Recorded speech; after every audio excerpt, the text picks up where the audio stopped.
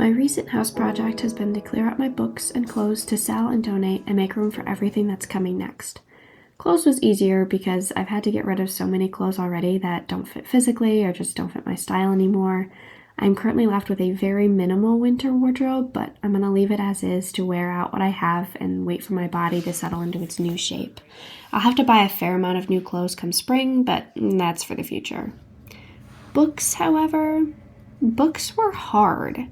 I like my books. I'm rather attached to them. Often a large library is seen as an accomplishment, even something to be proud of, and I am an avid reader and a lover of hard copy items. However, books are the worst when you move constantly, and on top of that, I have a ton of books I will never read again, or that I enjoyed years ago but no longer really interest me. I even have some books I kept as keepsakes for particular memories, even though I also have photos to enjoy that nostalgia. But the problem is I no longer feel comforted by my collection. I feel overwhelmed and quite honestly tied down. It's complicated to put into words, but it feels like a piece of pride is attached to each book, and I want to cling to that pride as something that gives me worth and purpose and identity. Like, people will come into my library and think, she's so smart. Look at all her books. Please ignore my hair. I wanted to show some real life footage of me not getting rid of the stuff that I said I was going to get rid of. This is the keep pile. It is significantly larger than the get rid of pile, and I don't know how I'm going to be able to downsize when I am so attached to my books. Hello, Bubba. What's going on, buddy? What's happening? If getting rid of material possessions helped St. Francis, it will probably help me too. I'm not getting rid of everything. There are some books that I read over and over and over, and therefore contribute positively to my life, which was my one rule. Anything I will read again and again and again, I'm keeping. Everything else goes.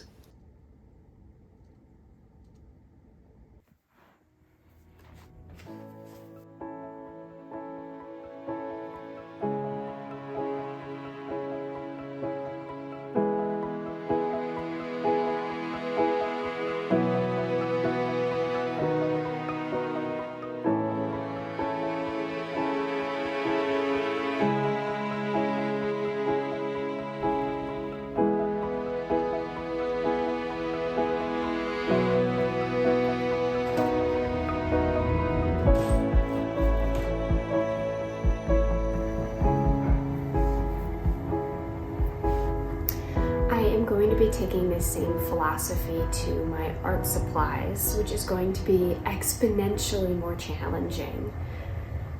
Do I need every size knitting needle or every type of paint? Could I pare down to just what I love doing the most, knitting and weaving? Could I pare down to just what I could fit on a single shelf or in a single box? Could I pick what I use more often versus the stuff that I use once a year, once every 2 years? I have a feeling that decluttering my art supplies is going to feel something like having an organ ripped out. So I am not looking forward to it, but I also am not currently in a season of my life where I have the time or the physical space to hold on to everything right now. And I really need to pick what matters most, which is knitting and weaving. That being said, I am still working on my knitting tank, my knitted tank. Right now, the side tie tank. I have made some progress, but it is one of the slowest projects I've ever worked on, because you're constantly switching between knits and purls, and I'm the slowest when it comes to switching between the two. I like a full row of knitting and then a full row of purling versus the every other. So it is taking me a really long time. I have just about finished the base and will start getting to the more complicated part soon, but that is what I have been working on.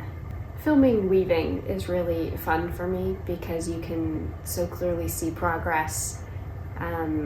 and I enjoy the motions and the noise. I really enjoy filming weaving. Filming knitting is a little bit more awkward because it's really just me sitting on a couch.